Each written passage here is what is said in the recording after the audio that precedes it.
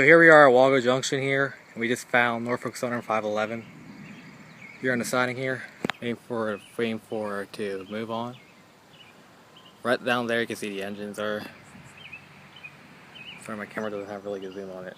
But anyway, the power is an ES40 4AC and two -9s. The -9 is leading it. Two facing frontward and one facing the ES44 AC facing, or ES40 DC facing rearward.